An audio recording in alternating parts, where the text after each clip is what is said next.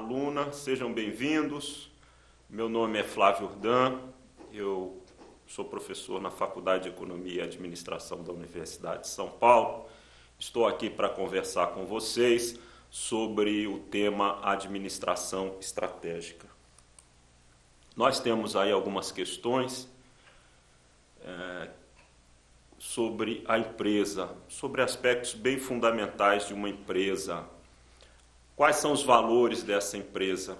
Quais as relações que essa empresa quer ter com os grupos com os quais ela se relaciona, os seus consumidores, os seus funcionários, a comunidade na qual ela está inserida? Quais são os objetivos que ela pretende para o futuro? Como ela imagina trabalhar para chegar até esses objetivos? Como ela organiza o trabalho dentro da empresa para que esses objetivos possam ser alcançados? Como ela faz a gestão dos seus funcionários, dirige esses funcionários para que eles possam desempenhar suas tarefas alinhados com os objetivos da empresa? Essas são questões bem básicas. Se você parar para pensar e tentar respondê-las, você vai perceber sem muita dificuldade que é bastante difícil respondê-las com propriedade. A administração estratégica é um trabalho que tenta fornecer respostas às questões que você tem aí à sua frente. A administração estratégica é um trabalho no qual os executivos, os gerentes, formulam e implementam ações para levar a empresa de uma situação atual, na qual ela se encontra, até uma situação futura pretendida. Nós temos aí um esquema dividido em 4 partes, onde aparecem 4 funções gerenciais: o planejamento, a organização, a direção e o controle. A administração estratégica lida com essas 4 tarefas. O planejamento é o ponto de partida desse trabalho e sobre o qual falaremos um pouco mais a seguir e na próxima videoaula intitulada Planejamento Estratégico. Vamos gastar um pouco de tempo pensando sobre a organização do trabalho, a direção e o controle estratégico. O que significa organizar? Bem, no planejamento você vai definir algumas coisas que devem ser feitas, um trabalho a ser realizado visando o futuro. A organização é o modo pelo qual a empresa, os gerentes, decidem dividir esse trabalho que deve ser realizado entre as pessoas disponíveis para realizá-lo dentro da empresa. Por exemplo, qual a maneira de se fazer a departamentalização? Você vai adotar uma estrutura funcional, clássica, dividida nas áreas, onde o trabalho é dividido nas áreas de marketing, recursos humanos, produção, finanças, ou você vai adotar uma organização por processos, onde talvez possam aparecer as áreas de fabricação, as áreas de assistência técnica, as áreas de apoio ao consumidor. Eventualmente você pode preferir uma organização por regiões, a empresa está dividida entre as regiões Norte ou Sul, América Latina ou América do Norte, ou eventualmente uma organização por produto, onde eu tenho automóveis e veículos, automóveis e caminhões. Vou tomar uma decisão a respeito da distribuição da autoridade. Queremos uma organização onde o poder está centralizado na cúpula ou preferimos uma organização toda descentralizada? Estas são algumas das questões referentes à organização. Quando pensamos numa organização, num trabalho estratégico de organização, a ideia é que essa distribuição do trabalho dentro da empresa fique dividido e fique definido em função da visão estratégica da empresa. A direção diz respeito a lidar com pessoas. Ela trata de criar um ambiente que motive, ela trata da liderança, da cúpula em relação aos subordinados, dos gerentes, são pessoas que trabalham como líderes, que inspiram. A direção trata da formação de equipes e da comunicação ao longo da estrutura. A pergunta é, A direção que nós fazemos, a maneira como nós dirigimos os nossos funcionários é uma maneira compatível com a visão estratégica da empresa. E, por fim, a atividade de controle, ela se preocupa em verificar se o desempenho da empresa está alinhado com as suas orientações estratégicas. A administração estratégica, portanto, é um processo de 4 etapas, onde temos o planejamento estratégico, a organização, a direção e o controle estratégicos. Quando falamos da administração estratégica, é bom tratar inicialmente de 3 questões: as relações do ambiente com a empresa, o problema da eficácia e da eficiência e os níveis organizacionais. O ambiente muda. A empresa está inserida num ambiente que lhe afeta, que cria condições favoráveis ou desfavoráveis. Esse é um tema central dentro da administração estratégica. O bom executivo, o bom administrador com visão, com orientação estratégica, ele vai sempre estar se perguntando quais são as variáveis do ambiente que estão afetando a nossa empresa, como estas variáveis devem evoluir no futuro e o que estaremos fazendo para tratar adequadamente dessas variáveis em modificação. Isso é um tema básico e inicial que você nunca deve se esquecer, as relações entre a empresa e o seu ambiente. Eu costumo fazer uma comparação com um bom jogador de futebol. O craque joga olhando para o campo é o ambiente. Nenhum craque olha jogando para a bola, que seria a empresa. Você tem a empresa nas suas mãos, ou a bola no seu pé, conduz ela com a maior competência que você pode ter, mas o jogo se desloca, ocorre no campo. Você tem que acompanhar o que os adversários estão fazendo, o que seus colegas estão fazendo, para alcançar uma jogada e marcar o gol. Nós temos, pensando no ambiente, 2 questões importantes.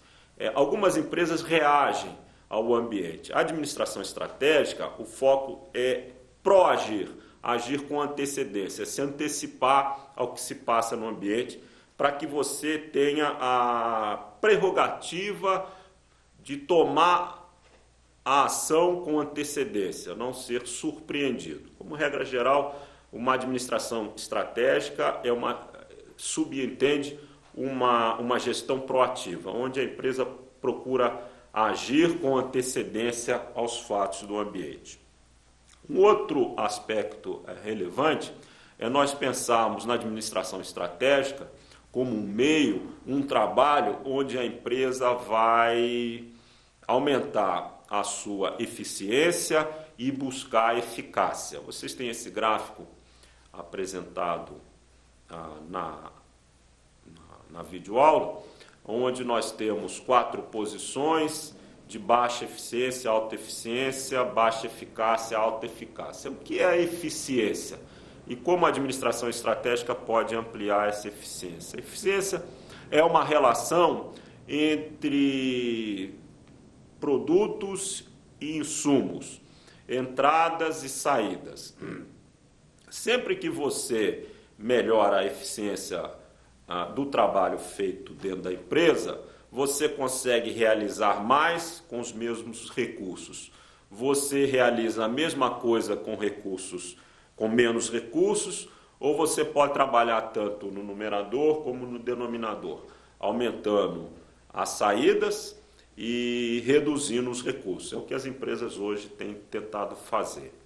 A pergunta importante é sempre até que ponto a gestão estratégica tem modificado o grau de eficiência da empresa. Um bom exemplo ocorreu com os bancos brasileiros. Na altura da década de 80, meados da década de 80, eles começaram um longo trabalho que durou 10, 15 anos de busca de eficiência, de crescimento da eficiência. Se você pudéssemos comparar, existe um grande banco brasileiro, há um número a esse respeito, que aumentou a sua eficiência em quase 10 vezes no espaço de 15 anos. Ou seja, ele multiplicou um indicador de eficiência, ele multiplicou o número de contas correntes por 3 ou 4 e reduziu o número de funcionários à metade, entre outras modificações. Isso foi um trabalho estratégico que aumentou brutalmente a eficiência dessa empresa. O outro aspecto é a eficácia. O que é eficácia? Enquanto é mais fácil falar sobre eficiência é algo relativo. A eficácia diz fazer a coisa certa, enquanto a eficiência é fazer certo as coisas. A eficácia diz o seguinte: o que esta empresa deve estar fazendo hoje e no futuro? Como você vê, é uma discussão bem mais difícil do que a eficiência. O que é certo? Essa é uma pergunta bastante complicada. A curto prazo, nenhum executivo tem condições de afirmar se uma decisão é certa ou não. Apenas com o tempo, ele vai poder verificar as consequências das suas escolhas e, então, avaliar se a decisão foi eficaz ou não. E existem diferentes caminhos para a eficácia. Vamos comparar a TAM com a Gol. A TAM dos anos 90 era uma empresa que cresceu apostando na diferenciação do seu serviço. Bem recentemente, a Gol é uma empresa que está crescendo muito, buscando baixo custo e preços um pouco mais baixos. São dois caminhos que se mostraram acertados. As empresas ganharam muito dinheiro e ganharam participação de mercado. Portanto, pense nisso. A gestão estratégica da empresa, ela tem ampliado a eficiência e apostado em caminhos adequados, tem sido eficaz. Professor Flávio, eu queria interromper só um minutinho, porque esse quadro de eficiência e eficácia ele tem muitas informações e para entender melhor o que ele quer dizer, quando a gente aumenta a eficiência, nós podemos ter um quadro óbvio de mais eficiência, mas podemos ter menos eficácia. Como é que isso acontece? Davi, as duas variáveis não caminham necessariamente juntas. Pode ter as variações que você está vendo no quadro, os 4 quadrantes. Mais eficiência, menos Vamos dar um exemplo. Você, lojas americanas. Eu optei, no passado eu fiz dentro da minha gestão estratégica, eu descobri que aquele modelo de negócio, vender numa loja artigos de baixo valor unitário, aquela variedade, esse modelo que sabemos o que é loja americana, era a coisa certa a fazer. Tá. Por quê? Porque era um modelo de varejo viável. Isso é a coisa certa a fazer. Bom, então eu optei por esse modelo. Inicialmente comecei a trabalhar, eu não tinha muita eficiência. Eu não tinha um bom relacionamento com os fornecedores, uma boa integração. Eu ainda estava aprendendo a montar o sortimento dentro da loja, a distribuição das gôndolas, a formação dos horários, a promoção. Aí eu fui aprendendo isso ao longo do tempo e aumentei os níveis de eficiência das lojas americanas. Aí cheguei num certo momento onde eu estou ganhando muito dinheiro, que é o caso das lojas americanas hoje. É uma empresa bem rentável. Vamos dizer então que ela tem eficácia porque ela está no modelo certo de varejo e ela tem eficiência porque ela sabe fazer bem esse varejo. Okay? Ou seja, ela começou fazendo a coisa certa e foi aprendendo a operar, ganhando eficiência. Hoje ela está num estágio bom. Imagina o seguinte, não imagina, isso ocorreu. Bom, agora tem internet. Como é que eu faço varejo pela internet? Fazer varejo pela internet é a coisa certa para o futuro do varejo? Para uma parte dele, sim. Daí o pessoal que administra a loja americana decidiu, vamos fazer varejo. Também é coisa certa, não podemos perder a oportunidade de estar no varejo eletrônico. Tá bom? No momento em que ela começou o varejo eletrônico, né, imagina o seguinte, se ela não tivesse optado pelo varejo eletrônico, então ela seria, no aspecto de varejo eletrônico, uma empresa de baixa eficácia.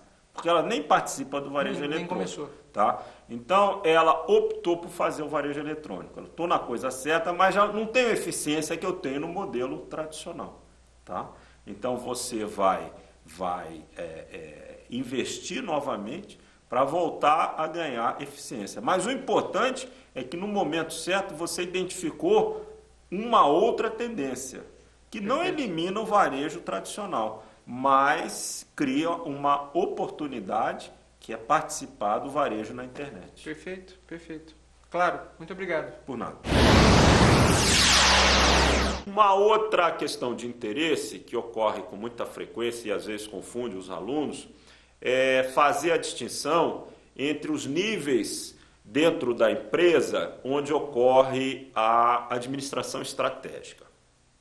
Com frequência você pode encontrar a seguinte expressão: vamos fazer a gestão, a administração estratégica em nível corporativo.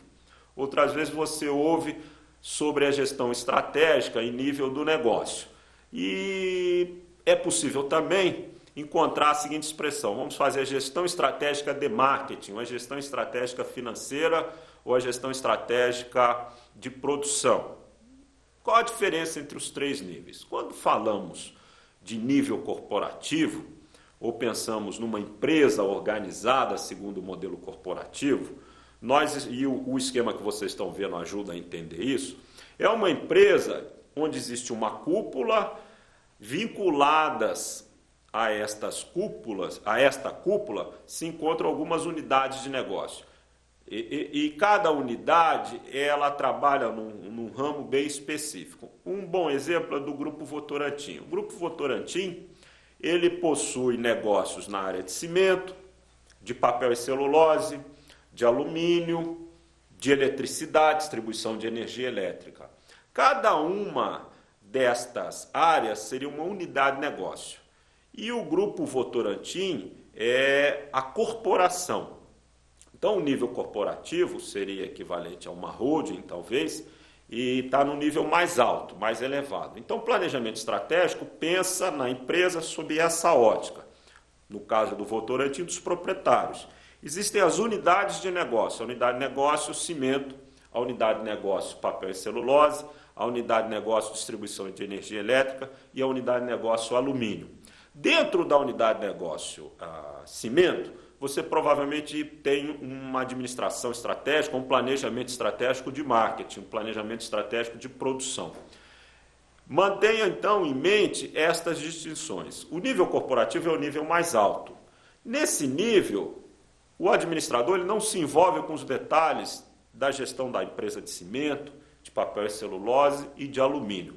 Ele quer basicamente saber qual é o retorno que cada uma dessas unidades vai produzir, quais os objetivos propostos por cada uma unidade de negócio e qual o fluxo de caixa. Ele basicamente é um investidor. Aí sim, no nível do negócio, da unidade de negócio cimento, o seu executivo, provavelmente existe um diretor superintendente da unidade de negócio cimento, ele vai cuidar da gestão estratégica daquela empresa de cimento. E subordinado a este superintendente, teremos provavelmente um diretor de marketing, um diretor de produção, um diretor financeiro, um diretor de RH e assim sucessivamente. Além disso, quase que se superpondo ao modelo anterior, existe uma outra distinção de níveis. Eles se parecem, mas não são exatamente a mesma coisa. Você encontra nas empresas, e você está vendo aí no esquema, um nível estratégico, que é a cúpula da empresa. No caso do modelo anterior, o nível estratégico corresponde ao nível corporativo e a gestão no nível da unidade de negócio. Na base da pirâmide temos o nível operacional, que é o próprio nome já sugere, é onde ocorrem as operações cotidianas da empresa.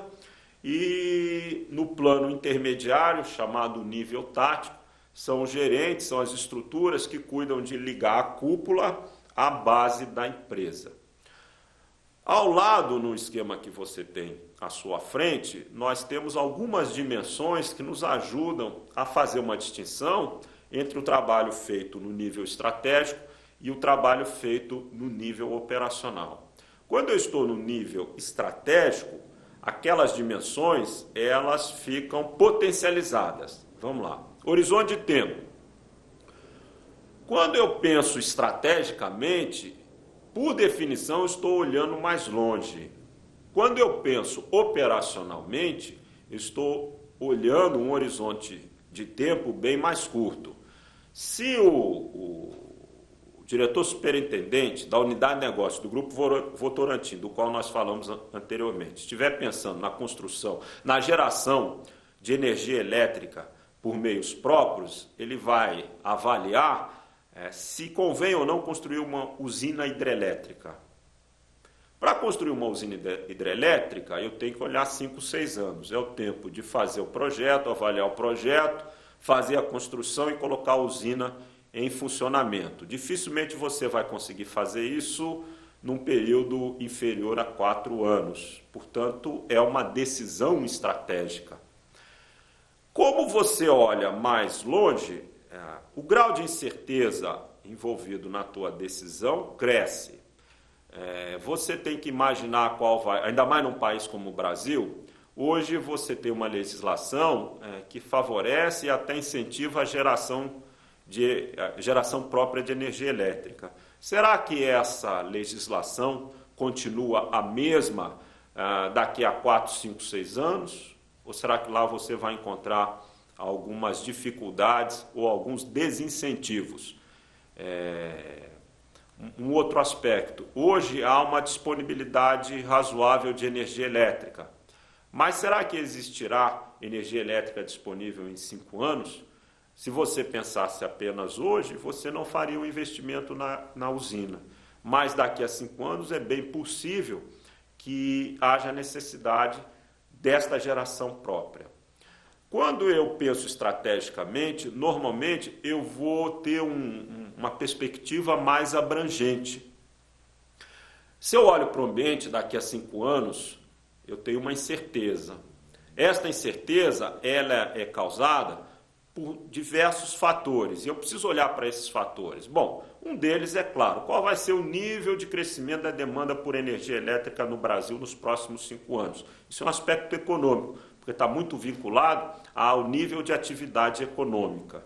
Depois você pode perguntar, bom, qual vai ser o preço do petróleo nesse período? Também é uma variável econômica, mas nesse caso tem um componente externo, né? Na medida em que grande parte da definição do preço do petróleo ocorre fora das fronteiras brasileiras pelos países produtores.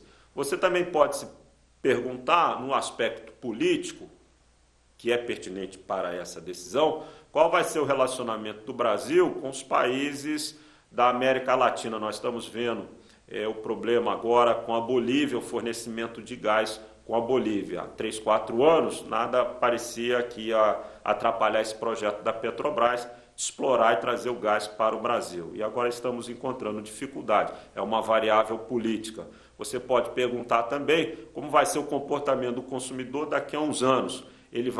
Nós hoje estamos ainda influenciados por hábitos adquiridos na época do apagão, quando as pessoas aprenderam algumas práticas de poupar energia. Será que daqui a 4, 5 anos o consumidor simplesmente esqueceu todo esse assunto e está agora gastando mais energia elétrica? Então é isso que eu digo com relação à abrangência. Você não pode olhar só o aspecto econômico, político, comportamento do consumidor, mas todo um elenco de variáveis. É uma habilidade necessária para quem pensa estrategicamente. Como eu estou olhando mais longe, o grau de incerteza é maior e a abrangência é maior, as decisões estratégicas são decisões de maior complexidade. Exige maior cuidado, maior cautela, capacidade de ver mais, de considerar um número maior de variáveis e as relações entre elas. No nível operacional, o grau de complexidade tende a diminuir. Uma vez que você escolheu um rumo estratégico, voltar atrás vai custar caro. Se você decidiu construir a usina hidrelétrica e depois perceber que essa usina hidrelétrica foi um mau investimento, o que fazer? Não dá para reverter a decisão. Quando você toma uma boa decisão, o impacto é elevado. No dia que a família Constantino resolveu montar a Gol e investir num ramo que eles não conheciam, porque eles só trabalhavam com ônibus, tomaram uma decisão estratégica, nesse caso acertada. O impacto foi imenso. Hoje você vê que 3 dos irmãos do Constantino figuram entre as pessoas mais ricas do mundo, segundo a relação aí publicada recentemente por uma revista americana. O impacto de uma decisão estratégica costuma ser muito alto, para o bem ou para o mal. E a responsabilidade da decisão estratégica, em geral, está na cúpula da empresa, os presidentes e os diretores. Por que administrar estrategicamente? Por que pensar a longo prazo? Por que enfrentar decisões difíceis?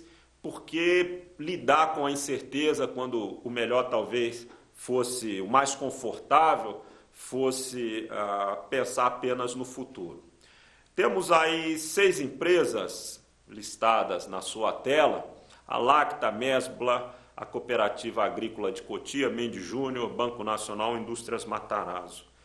O que essas empresas têm em comum? Primeiro, todas foram grandes empresas, todas foram líderes nos segmentos onde trabalhavam. Qual a segunda coisa em comum? Bom, a Lacta foi vendida a uma empresa norte-americana, a Mesbla não existe mais, a cooperativa de Cotia também não, a Mendes Júnior é uma pálida lembrança da grande empresa que foi no passado, o Banco Nacional quebrou e a indústria Matarazzo não existe mais. Se você deixar que o ambiente tome o seu rumo, se você não adotar uma postura estratégica, a história das empresas confirma que dificilmente você terá o seu futuro. Por isso a necessidade dessa preocupação estratégica, desse olhar para o futuro, desse olhar para o ambiente e constantemente se perguntar o que nós devemos fazer para assegurar a nossa condição competitiva, para assegurar que a gente tenha eficiência e eficácia. Olha aí alguns números mais específicos sobre problemas com as empresas ao longo do tempo. Uma pesquisa feita pela revista Exame, de 95, fez uma comparação com as empresas, com as 500 maiores empresas da lista de melhores e maiores. A lista de 73 foi a primeira lista formada pela revista Exame das maiores empresas que trabalham no Brasil. Então, das 500 maiores empresas que existiam em 73, em 1995, 23, 22 anos depois, 302, ou seja, 60% das empresas haviam desaparecido ou estavam abaixo do 500º lugar. Ficaram 198 empresas na lista, 112 estavam em posição inferior a de 73 e apenas 86, algo como 15%, conseguiu avançar na lista. Pense bem nisso, né? Se você considerar esses números, você vai perceber que as probabilidades conspiram contra o executivo que fica parado, fica acomodado, fica olhando só para dentro da sua empresa. Uma outra estatística referente à expectativa de vida. Esses números se referem às empresas norte-americanas. As empresas de capital aberto têm uma vida média de 45 anos e as familiares de 24 anos. De 10 empresas familiares que sobrevivem, 3 passam à segunda geração e apenas uma chega ao controle da terceira geração. Parece aquele ditado, não é? Que é o pai rico, o filho nobre e o neto pobre. Bom, vamos agora olhar mais especificamente para o planejamento estratégico. Apenas recapitulando, o planejamento é aquela primeira atividade dentro do processo de administração estratégica. Eu tenho planejamento do trabalho, planejamento em relação ao futuro, eu tenho a organização do trabalho, a direção e o controle do desempenho. As 4 grandes atividades de gestão estratégica. O planejamento, portanto, é o ponto inicial da gestão estratégica. E é disso que nós vamos nos ocupar agora. Vou falar algumas ideias iniciais e na próxima videoaula de planejamento estratégico vamos tratar especificamente das etapas do processo de planejamento estratégico. Nós temos aí um modelo geral de planejamento estratégico. Se você for procurar nos livros, eu posso te garantir, 9 entre cada 10 livros de planejamento estratégico, de gestão estratégica, de plano empresarial, você vai encontrar um modelo que é uma variação desse esquema que está à sua frente. Do que ele é composto? Você tem, no início do processo, a definição da missão da empresa, das suas intenções estratégicas, o que ela pretende fazer em relação ao futuro. Bom, o que você pretende fazer em relação ao futuro não depende só de você, da sua empresa, das suas competências e dos seus recursos. Isso depende do ambiente, já falamos isso. O esquema contempla essa preocupação. Na parte superior, você vê um quadro onde figura a análise do ambiente. eu vou acompanhar o que se passa lá fora e ajustar os meus objetivos, as minhas opções estratégicas em função desse ambiente. A análise do ambiente, ela permite identificar ameaças e oportunidades. Bem, o que eu pretendo em relação ao futuro é afetado pelo ambiente, mas também depende das competências e recursos da empresa. O processo de planejamento estratégico, ele passa por uma análise da empresa.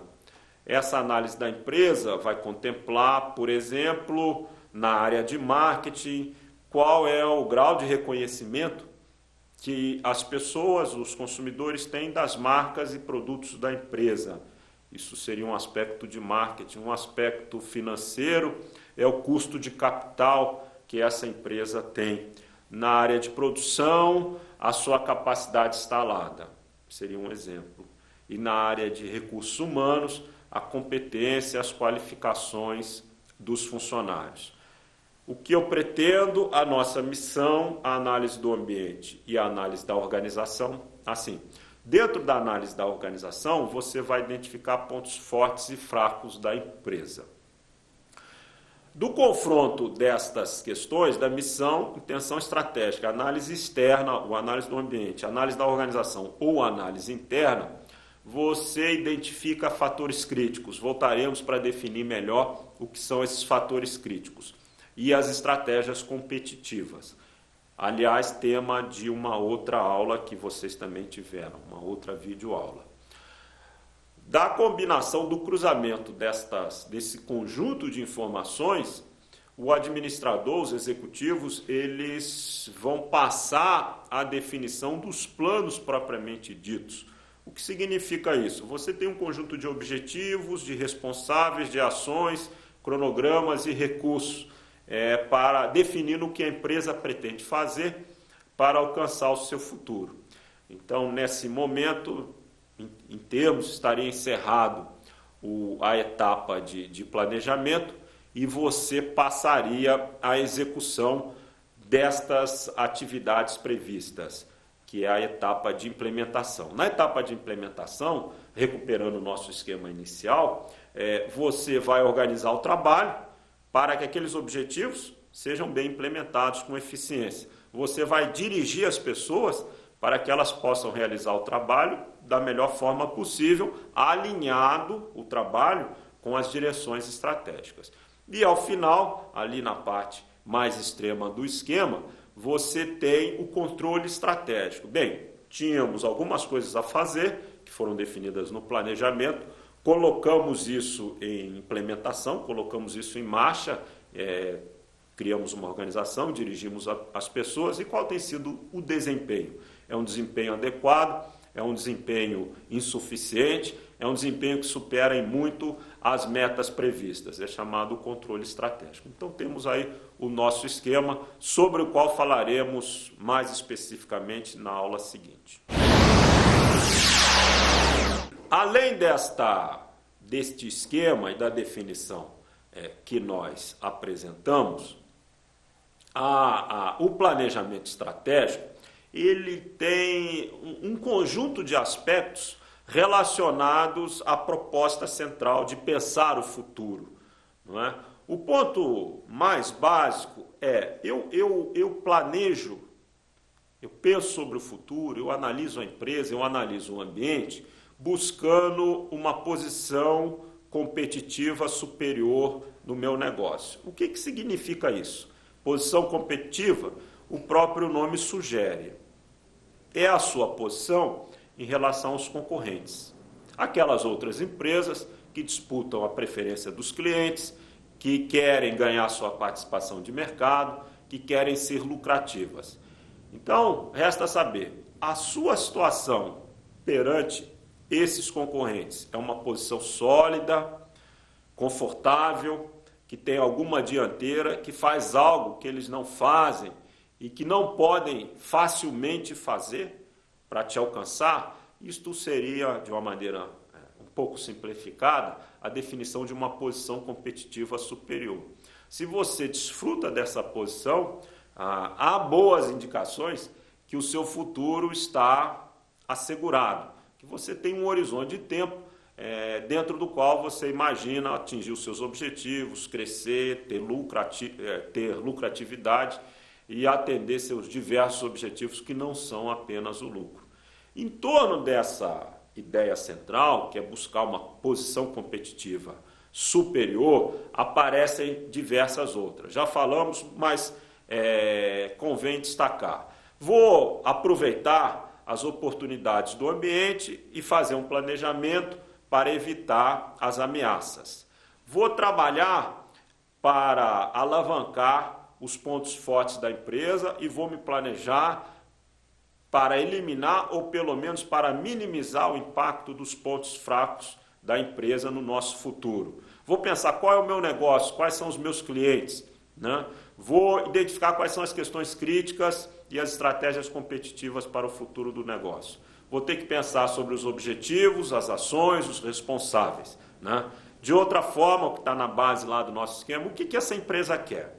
O que a empresa pretende fazer para conseguir alcançar o que ela deseja?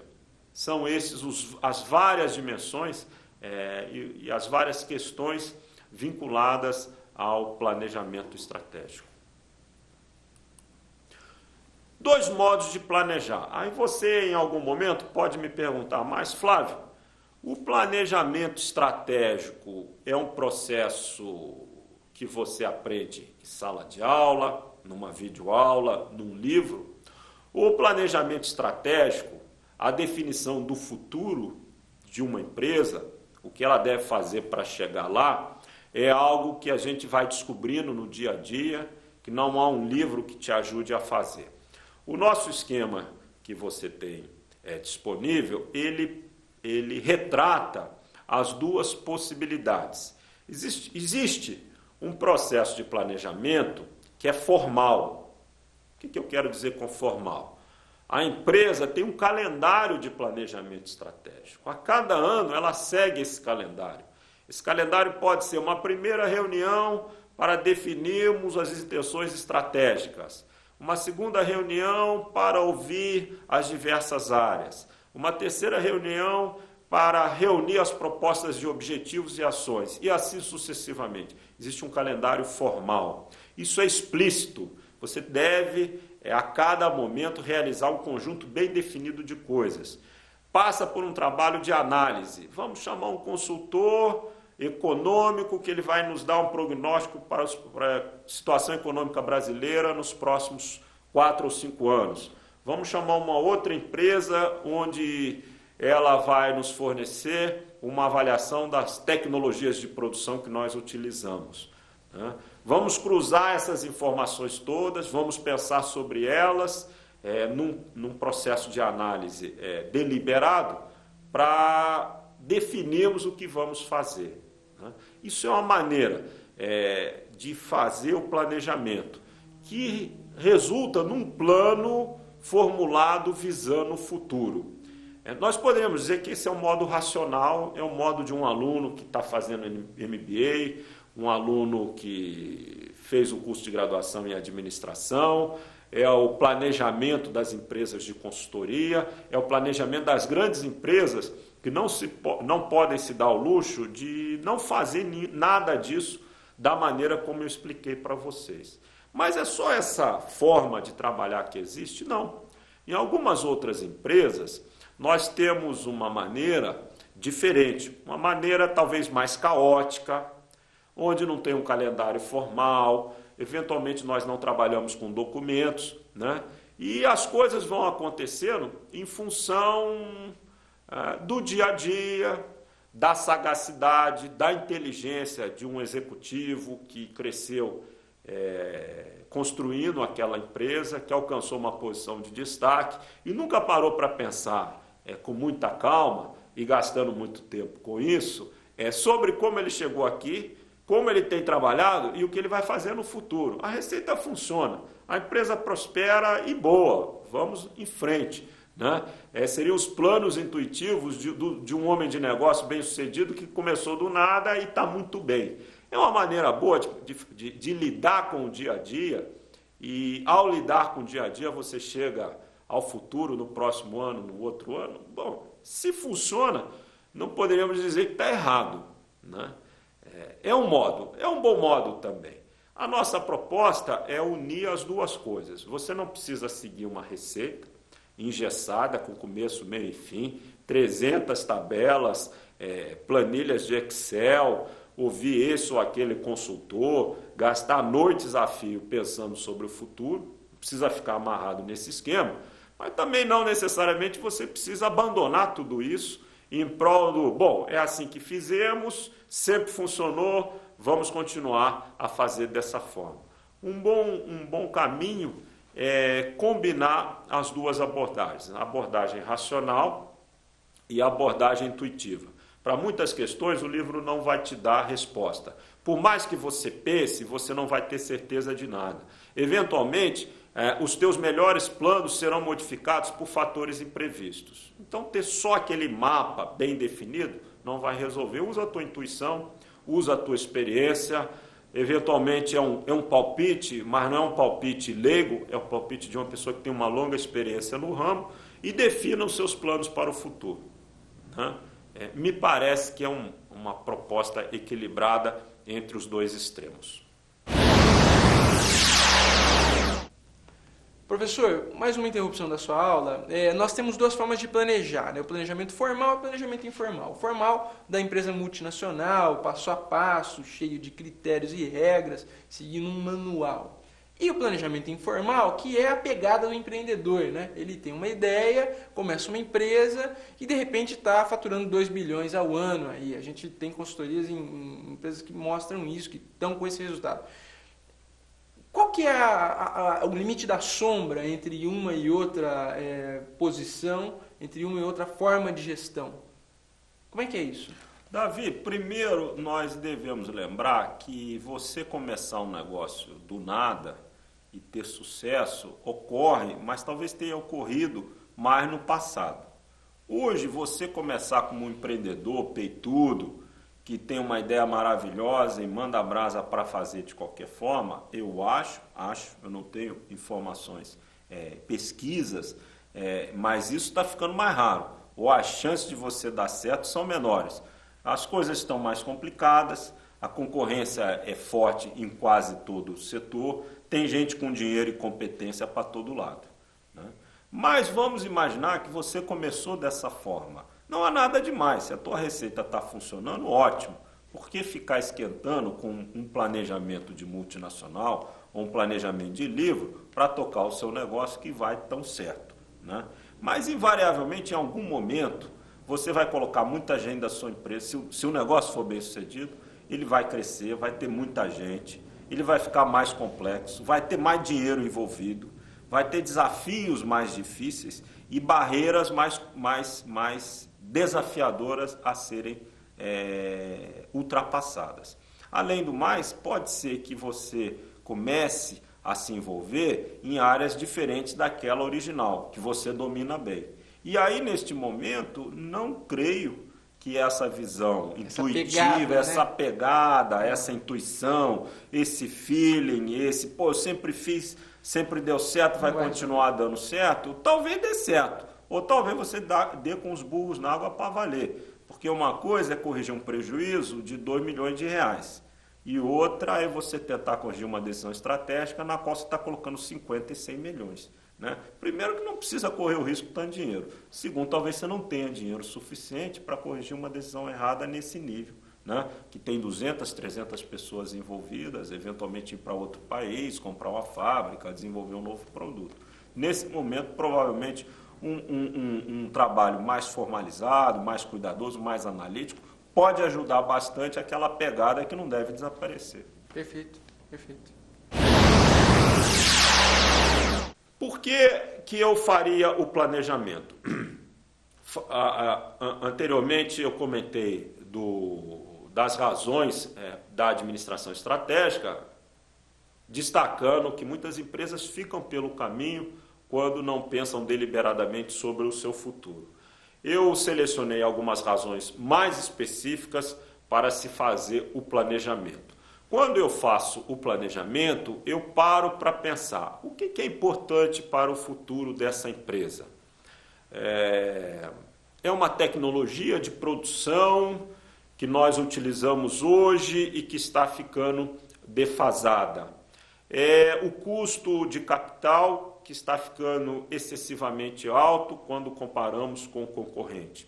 É uma marca que é vista de uma maneira algo ultrapassada pelos nossos consumidores. Essas são questões críticas que quando você para pensar sobre o futuro, elas vão aparecer. E na sequência você vai se perguntar o que eu devo fazer para resolvê-las. Vou dar um exemplo, a Skin Cariol, todos nós vemos aí as propagandas da nova Skin.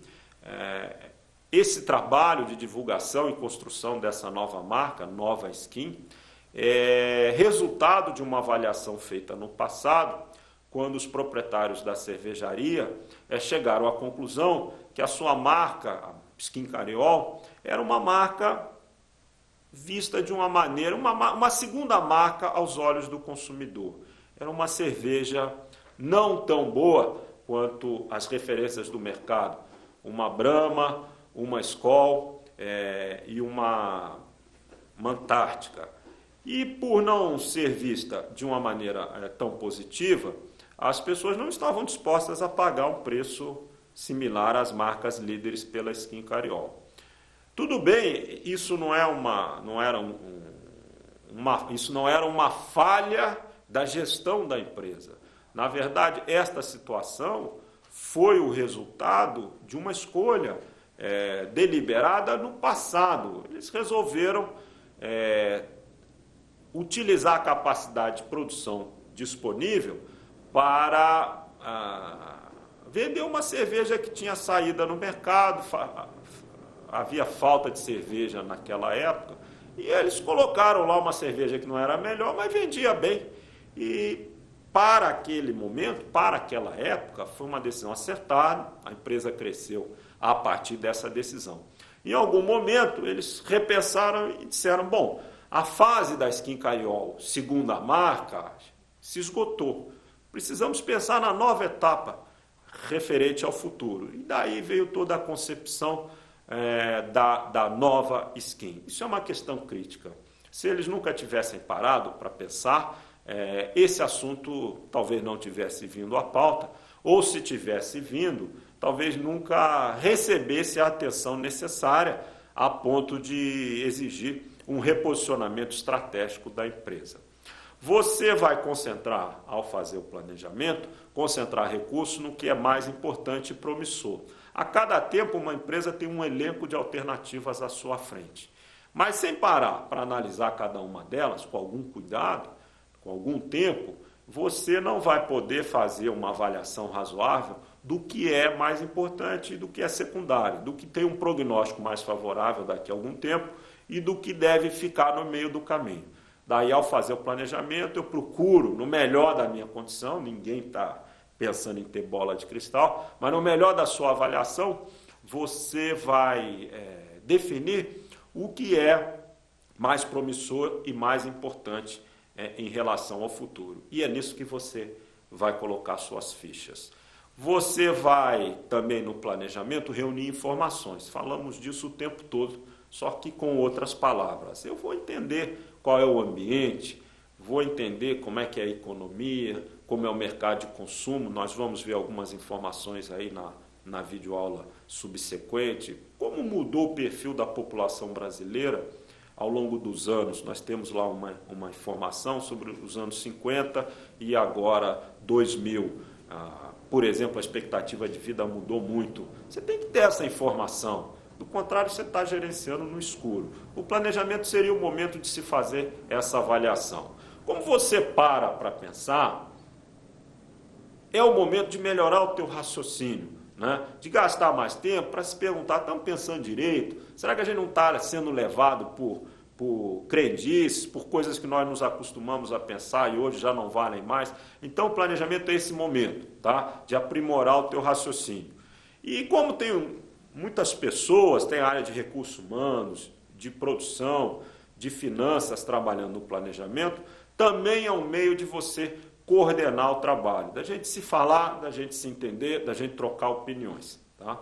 E também um outro benefício do planejamento seria aumentar a segurança e o comprometimento dos funcionários, mostrando a eles, olha, tem um rumo, nós pensamos sobre o futuro. Então trabalhe conosco, trabalhe com entusiasmo, com motivação, que essa empresa tenha uma razoável ideia para onde vai. E é melhor trabalhar num lugar onde você sabe para que rumo pretende ir, do que num lugar onde as pessoas trabalham a cada dia sem saber bem se vão estar aqui daqui a 5 ou 10 anos. E por que você não deveria fazer um planejamento, né, nos moldes desse processo que nós estamos discutindo e vamos discutir na próxima aula? Pode ficar muito burocrático, né? Lembra-se, tem aquele modelo racional e tem o modelo do homem de negócios que nunca estudou. Um problema, sem dúvida isso ocorre, de você ter muita racionalidade, muita receita, muita etapa, muita data, muita planilha, é que a história pode ficar tremendamente burocrática, muito chata. O processo acaba tendo mais importância do que os resultados. Pode retardar as ações. Você fica tanto tempo pensando, você reúne tanta informação que no momento de agir, o momento de agir nunca chega. Você fica, ou até gosta muito do processo de pensar e não passa ao processo da ação. Você pode ver que muito executivo é ansioso, o que é uma boa. Vamos logo, temos que trabalhar, não adianta passar o dia todo pensando, né? Um planejamento, ele define um mapa, um rumo. Eventualmente, esse rumo pode engessar as pessoas, pode tirar a iniciativa, pode tirar a inovação e a flexibilidade. Todo planejamento deve deixar uma boa dose de liberdade para o funcionário, para as diferentes áreas tomarem rumos e se ajustarem às condições de cada momento. Tá? E ao final disso tudo, ele gera mais trabalho do que benefício. Avalie, se ele está gerando mais trabalho do que benefício, o processo de planejamento está reduzindo a eficiência da empresa. E como nós dissemos no início, um objetivo da gestão estratégica é justamente aumentar a eficiência. Se o processo é uma atividade que reduz a eficiência, esquece, deixa ele de lado, né? Em algumas situações, a reação pode ser melhor do que a proação. Às vezes, em algum setor da economia, em alguma atividade, algum negócio específico, você não tem informações suficientes para tomar uma decisão, ou o cenário está muito turbulento. Daria um exemplo que está ocorrendo, na verdade, há 7 anos, que é a definição do padrão de TV digital no Brasil. É uma decisão que seguramente tem 7 anos ou mais, e até hoje não temos uma decisão. Muitas outras decisões dependem desta escolha que está sendo feita pelo governo brasileiro. Quer dizer, não há como proagir no caso, você tem que aguardar e a partir da escolha do padrão, aí sim vamos trabalhar. Você pode sim fazer algumas atividades preparando a empresa para os diferentes padrões, ou que algumas empresas japonesas têm, elas podem trabalhar com qualquer padrão. Aí tudo bem. Mas se não é esse o caso, o melhor é esperar e reagir e trabalhar após a definição de um aspecto que é essencial para o teu futuro. Tá? E uma razão muito interessante de você não fazer planejamento é quando a empresa ou as pessoas são indisciplinadas. Você define os objetivos, define as ações, define um monte de coisa. No início do ano todo mundo sabe o que deve fazer e depois nós simplesmente esquecemos esse planejamento e ao longo do ano, nas revisões dos objetivos, as pessoas começam a arrumar justificativas para explicar por que deixaram seus objetivos de lado. O chefe ouve e fica por isso mesmo. Se é indisciplinado, esquece. Vamos tocar a nossa vida como melhor convém a cada uma das pessoas. Para que fazer plano nesse caso? Bom, alguns critérios para avaliar os planos que você elaborou. Os planos são apropriados, eles criam uma vantagem competitiva sustentável. Ou seja, se você está trabalhando e depois de algum tempo você vê que o resultado produzido por esse trabalho não te colocou a empresa numa situação melhor do que os concorrentes, esse plano tem algo errado com ele. As suposições dos planos são realistas, você sempre trabalha com algumas premissas. Essas premissas são adequadas? A Petrobras seguramente possuía algumas premissas sobre o risco político de investir na Bolívia. Não, o governo boliviano é um governo amigo, ele está sintonizado com o governo brasileiro, com os interesses brasileiros, e nós vamos trabalhar num ambiente de cooperação. Hoje nós vemos que essa premissa é equivocada. A Petrobras colocou US$ 1,5 bilhão na Bolívia e está enfrentando algumas dificuldades com o governo recém-possado. Havia algumas falhas na premissa da Petrobras. O plano é viável? A empresa possui habilidades, recursos e o comprometimento para implementar os planos, né? Um outro exemplo aqui brasileiro, o grupo Cisneros, mexicano, comprou a Claro. Não que ele não tenha os recursos e as competências necessárias, mas ele está enfrentando muito mais dificuldade para colocar a Claro numa situação positiva de mercado do que ele imaginava inicialmente. Mas ele tem o comprometimento. Tudo indica que ele vai insistir, vai trabalhar mais alguns anos e, se tudo der certo, a Claro deve produzir os resultados que o atual controlador pretende. Mas isso mostra que o comprometimento, ter o dinheiro necessário para enfrentar uma dificuldade inesperada, é algo essencial para a formulação dos planos. Este plano tem riscos, estes riscos são aceitáveis, né? Uma avaliação da vulnerabilidade dos planos. E os benefícios e custos, voltamos de novo à eficiência. Quer dizer, esses planos, essas propostas, elas geram benefícios, sim, mas a que custo? Será que você não vai trabalhar muito para, ao final, chegar à conclusão que pouco ganhou com isto? Vamos dar um exemplo. A decisão da Audi de interromper a produção do modelo A3 no Brasil. Como vocês sabem, a partir do próximo ano, o veículo que hoje é produzido na fábrica no Paraná não será mais fabricado aqui no Brasil e sim importado. A Audi ela poderia continuar ou fabricando esse modelo atual ou poderia investir no novo modelo para produzi-lo internamente. Mas isso tem um custo elevado, né? E a margem de rentabilidade por item seria muito baixa. É um modelo novo, poderia aumentar as vendas, hoje as vendas declinam, mas a possibilidade de se alcançar uma rentabilidade elevada é bem baixa. Ela preferiu não optar por esse caminho, achou que a relação benefício-custo de trazer o modelo do exterior supera a opção de fabricá-lo internamente. Ainda que as vendas com certeza cairão no futuro, na medida que o carro vai ficar bem mais caro. Outra coisa que nós procuramos chamar a atenção das pessoas quando trabalham no planejamento é um pouco de criatividade. E vocês têm aí alguns tópicos a pensar quando estiverem fazendo o planejamento. Um deles, desafie a estratégia atual. O exemplo que está na tela da usina Nova América, ela produzia açúcar. Pegava a cana, processava, produzia o açúcar e vendia para alguém que ia refinar e distribuir esse açúcar.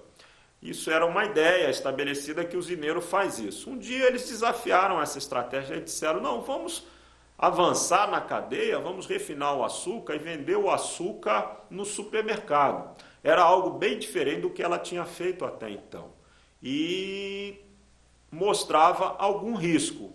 Era uma maneira de desafiar o que estava sendo feito. Ela insistiu, trabalhou e hoje cresceu muitas vezes em relação à situação inicial, em função dessa estratégia que acabou se mostrando bem sucedida.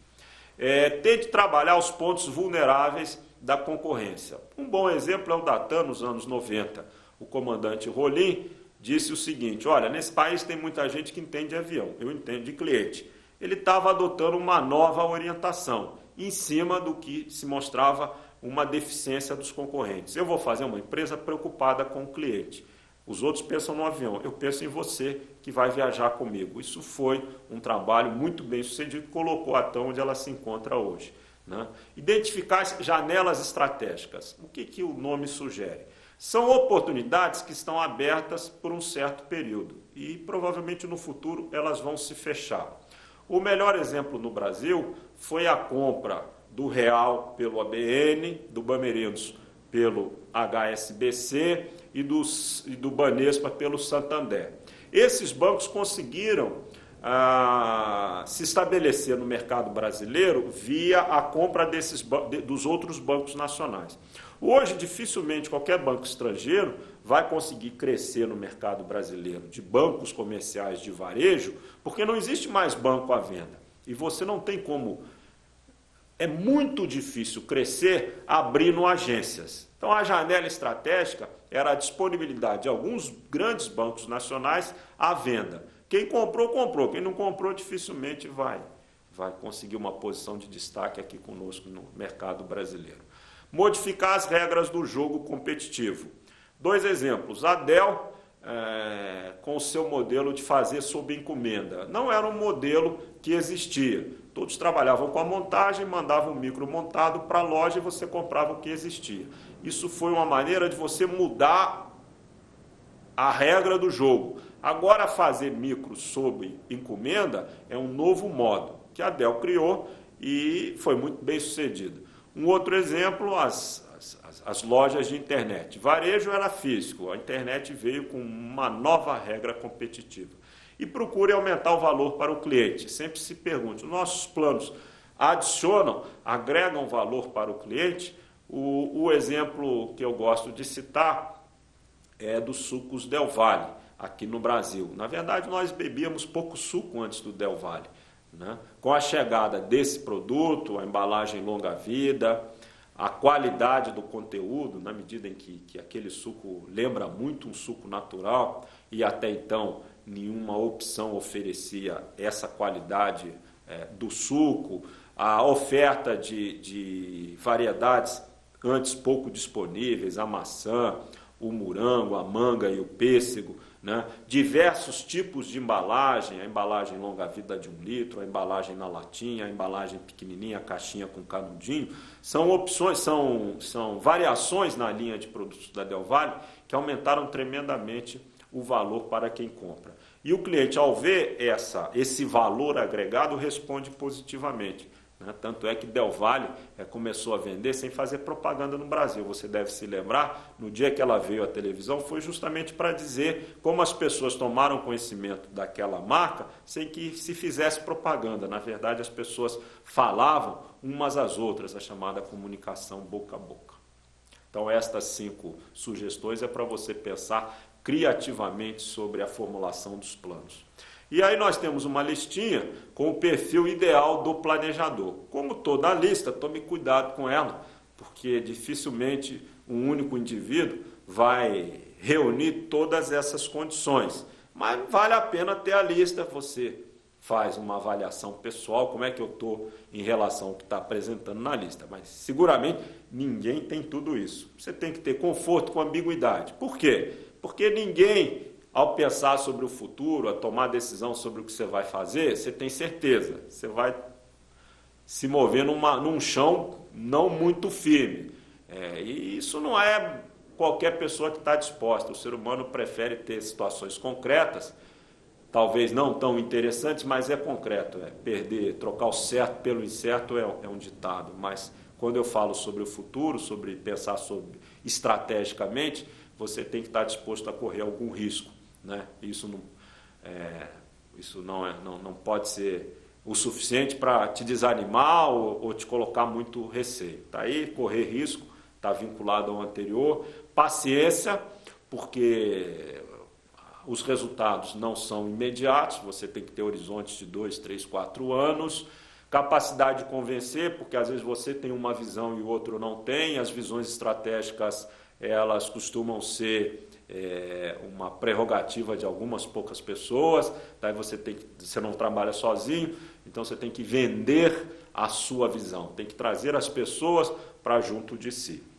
Autoconfiança, porque muita gente vai dizer que você é louco, que melhor ficar como tal, que esse caminho é coisa de maluco, e você tem que estar seguro de si. Não, é por aqui mesmo que vamos, mesmo quando todo mundo está dizendo o contrário. Flexibilidade, já dissemos isso várias vezes, você tem uma visão sobre o futuro, mas coisas inesperadas podem ocorrer. A capacidade de se questionar, bom, vamos repensar, vamos nos adaptar e não ter um rumo e ficar até a morte junto com ele.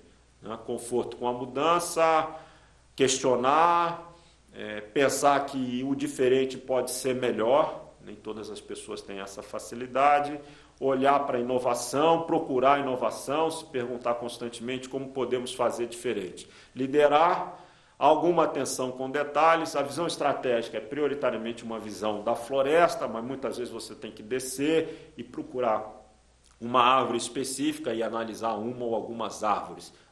Tem que ter atenção para o detalhe. Essa que só vou ver o grande quadro pode causar problemas eventualmente. Muita energia, trabalho em equipe. Pensar sobre o futuro, levar uma empresa de uma situação presente para uma situação futura que você queira chegar, é algo que reúne muita gente, muitos obstáculos, trabalho incansável, uma dose imensa de energia, física e psíquica. Se você está pensando em chegar lá, prepare-se para um trabalho árduo. Muito bem, era isso que tínhamos a falar sobre a administração estratégica e sobre alguns aspectos mais amplos do planejamento estratégico. Na sequência, na videoaula seguinte, falaremos do planejamento estratégico e nessa outra aula trataremos de aspectos mais específicos do processo de planejamento. Muito obrigado pela atenção e até a próxima.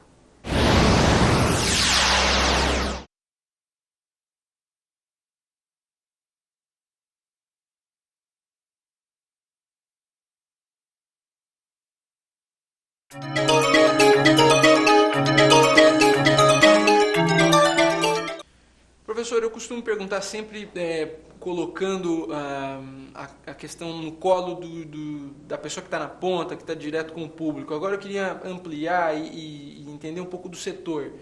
Há uma visão estratégica do setor bancário? Os bancos se planejaram estrategicamente? Como é que é isso? Eu creio que sim. O Banco do Brasil? O Banco do Brasil, os grandes bancos brasileiros. É um setor onde houve, de fato, um belo trabalho de gestão e de visão estratégica.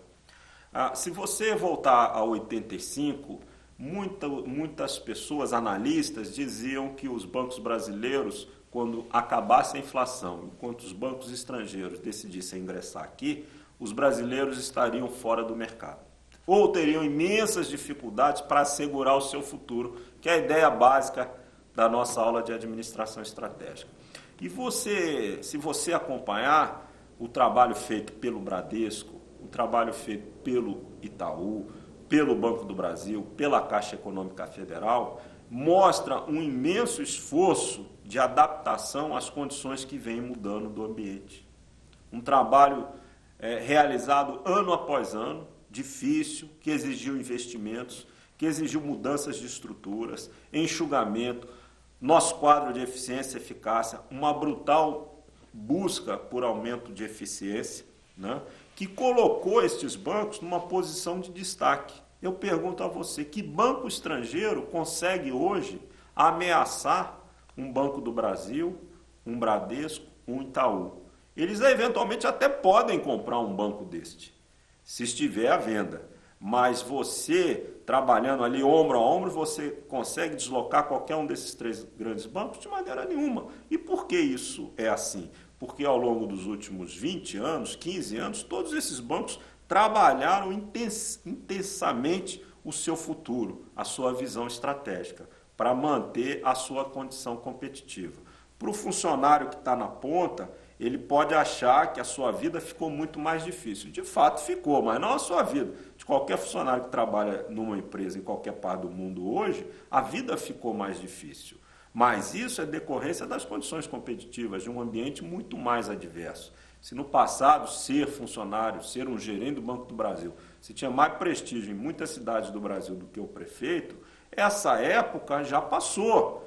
Mas algumas empresas se recusaram a ver o tempo mudando, o tempo passando.